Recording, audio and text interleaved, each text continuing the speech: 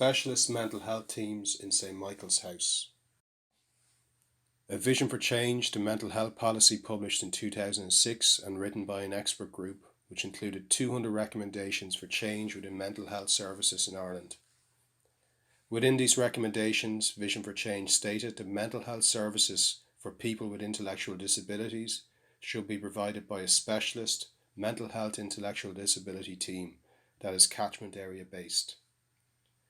A Vision for Change came to the end of its 10-year term in 2016 and preparations for a review and update were commissioned in February 2017. From this review, Sharing the Vision, a mental health policy for everyone was published in 2020. Within the slide, you'll see two links. The first link will bring you to Vision for Change, published in 2006, and the second link will bring you to Sharing the Vision, a mental health policy for everyone, 2020. Here is a short video from Minister Simon Harris at the launch of Sharing the Vision 2020. Key priorities of Sharing the Vision 2020. The prioritisation of mental health in Ireland as a major societal issue. The importance of primary prevention and positive mental health. A requirement to focus on social inclusion and recovery. Expansion of mental health services to address the spectrum of conditions and needs. Development of governance and financing to include research, evaluation and quality assurance. Why is special expertise and experience required? Accurate diagnosis, atypical presentations, communication difficulties, lack of subjective complaints. Appropriate multidisciplinary team care and treatment. Mental illness, certain chronic and persistent behavioural problems. Intellectual disability, plus autistic spectrum disorder, plus comorbid mental illness. Complicated drug therapy, increased frequency of side effects, recognising response to treatment, polypharmacy. Coexisting epilepsy and medical conditions, ethical issues, capacity and consent. Mental health services in St Michael's House, multidisciplinary team input through the cluster service, multidisciplinary team input through the school age teams, school age disability team, mental health intellectual disability team, children and adolescent mental health team. Who is on the CAMHS-ID team? We have 3 child psychiatrists, Dr. Carol Cassidy, who is also our team coordinator, Dr. Michelle Harley and Dr. Jasmine Lope. We have 2 senior psychologists, Dr. Manus Moynihan and Dr. Anita Hyland. We have a trainee psychologist who's with us for the next year, Holly Duff. Myself as a clinical nurse specialist, Joan Gilvarry, and our administrator is Jacinta Davison. So what do the CAMHS team offer? Let's look at this in more detail on the next slide. What interventions do the CAMHS team offer? The CAMHS team work with the child and their support system where a child has a significant mental health need. This mental health need may impact on their access to and/or participation in meaningful emotional, relational, social, educational and/or community activities. The CAMHS team will assess, formulate and implement an intervention or treatment plan with the child and their family. The CAMHS team complement and work alongside the existing school-age clinical teams. The aim of the work being completed with the CAMHS team and the SAT team is to implement a systematic approach to care, and the CAMHS team also liaise with families, schools and primary care teams. Interventions that the CAMHS team offer. The team will offer formulation and multidisciplinary interventions. The provision of psychological therapy focusing on managing mental health includes compassionate focused therapy, cognitive behavioural therapy, talking and play or creative based therapy, family therapy, medication and medication review, psychoeducation. The CAMHS team can facilitate reflective practice and/or training with clinical teams, school staff and staff groups. We can provide clinical guidance and support to multidisciplinary teams working with the child or family, which includes St Michael's House staff, school staff and hospital teams. And the use of a case discussion slot can be provided to allow teams to think through presenting dilemmas and to see if solutions can be found. What is not provided by the CAMHS team? The CAMHS team is not an alternative to the school age team or the school age disability team. The CAMHS team will work alongside the multidisciplinary teams as a complementary, not alternative service. The CAMHS team do not have access or cannot arrange other clinical, educational or respite residential services for children with ID. However, we may be able to support the child and family through any transitions in consultation with their other teams. And the CAMHS team do not offer an on-call or crisis service. Accessing the CAMHS-ID team and the use of the referral pathway. A written referral form is required in order to access the CAMHS team. This referral form should be completed in conjunction with a family member and a member of the clinical team. The referral form is then sent to the administrator for the CAMHS team, who is Jacintha Davidson, and her email is jacintha.davidson@smh.ie. Once the referral form is received, it is stamped and dated, and an acknowledgement letter will be sent to the referrer. The referral is then reviewed at the next weekly CAMHS meeting, and our CAMHS team meetings occur every Tuesday. The referral will be prioritised and it will be documented in the minutes of this meeting. A decision will then be made if the referral will be accepted, and the referrer is informed. 2 members of the CAMHS team will be allocated to complete an initial assessment, and this initial assessment is usually completed over 3 different interviews or meetings of the child and family. If the referral isn't considered appropriate and it doesn't meet the referral criteria, the referrer will be informed of this decision. It may also be a possibility that the case will not be accepted at this time, but may be brought back to the team at a later date. Referrers may be invited to a case discussion slot, and this allows them to discuss the referral in more detail. And this might help the process of determining whether it's a suitable referral to the CAMHS case or not, or it may just allow time for the person to talk through the concern and see if there's a solution to be gained. Hi, thank you, Joan.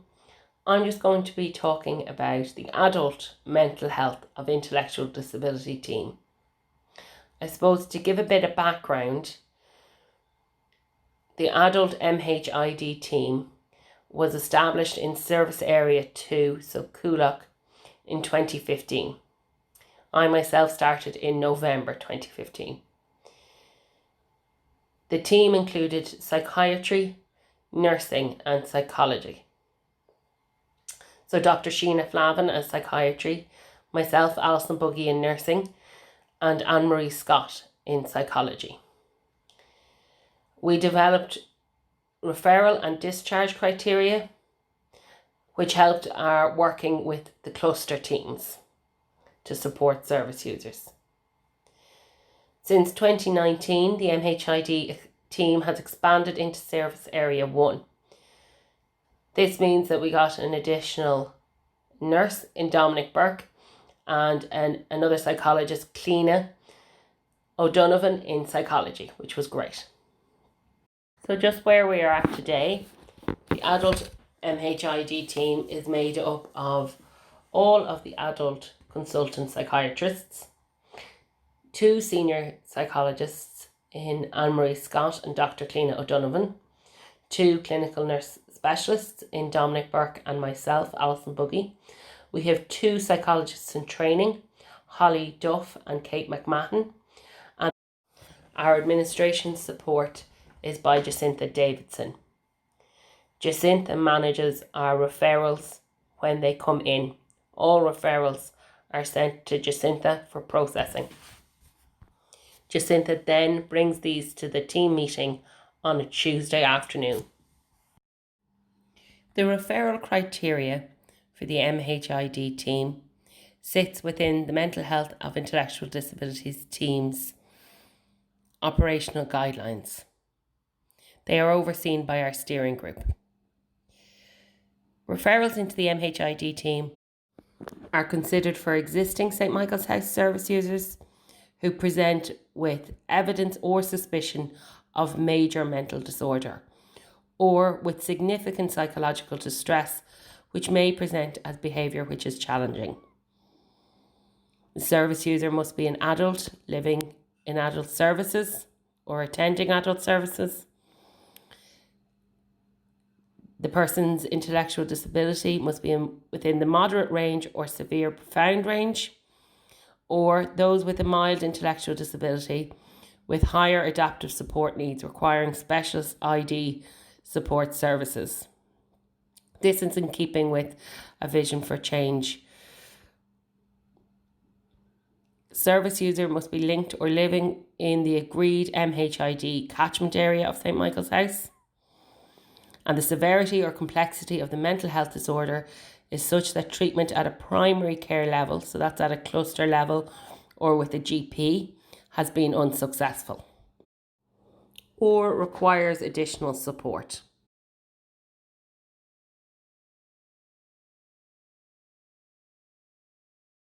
So next we are going to look at what interventions the MHID team offers for adult services. So we deliver a multidisciplinary and person-centred range of interventions and supports to service users, family, carers and staff within St Michael's House. We adopt a bio-psychosocial approach. This means that we look at the interconnection between biology, psychology and socio-environmental factors in mental health and recovery for each individual. This will differ with each person, and it's important that we look at these. So some of these biopsychosocial interventions include cognitive behavioural therapies, also known as CBT, dialectical behavioural therapy. This is both group and individualised and also more commonly known as DBT, schema therapy, compassion focused therapy, wellness recovery action planning or WRAP for short, looking at medications, family supports and psychoeducation for service users, family and staff. We also have run in the past wellbeing groups for service users, lifestyle education, social skills training, mindfulness.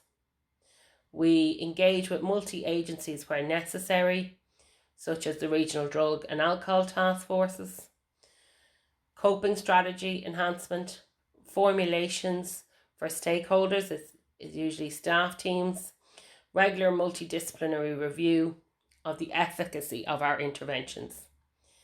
These interventions can often be blended and people may move through their recovery process, need different interventions at different times. So I suppose they're the interventions we offer. We are a support to the cluster-based team, but not an alternative to it, which means when we look at the referral process in the next slide, you'll see that the referral comes from the ICM process. So the cluster team has already been involved and recommends that the person may benefit from MHID involvement. So we do not do routine assessment and diagnosis of dementia or for autism. We are not a specialist substance misuse service. We are not out of hours or on call or crisis services. On call within St Michael's House, you have psychiatry on call and nurse manager on call. We are not lifelong supports. This is the key to recovery. We believe that people will recover from mental illness and so do not require our support throughout their lives. There will be a presentation coming onto this resource area on recovery which will explain that more. Dominc Burke has put this presentation together. And now this is our final slide. So this explains our MHID referral process. So as I said previously, the MHID referral is received after a decision at an ICM. Jacinta Davidson is our referral coordinator. So all referrals, written or typed, should be sent to jacintha.davidson@smh.ie. The referral should include the minutes of the ICM, and where applicable, if the person has an ME or positive behavioural support plan, that should also be included.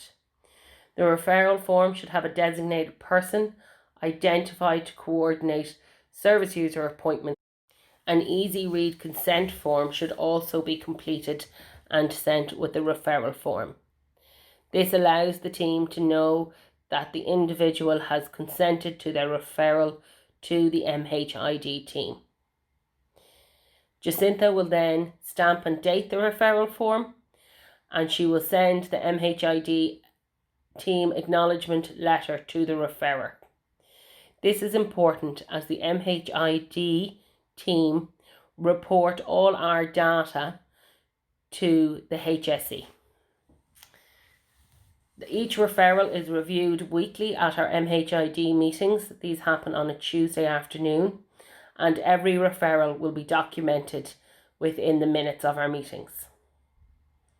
If the referral is deemed appropriate, 2 members of the team will commence the assessment process.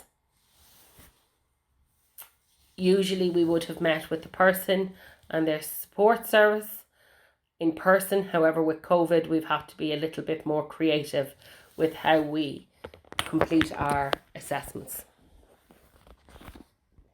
If a referral form is not completed fully, we may have to send the referral back for more information. This is the end of our presentation today, and we hope that it gave you some information as to how the team works, how our specialist team works, and how we can be accessed. Thanks a million and take care.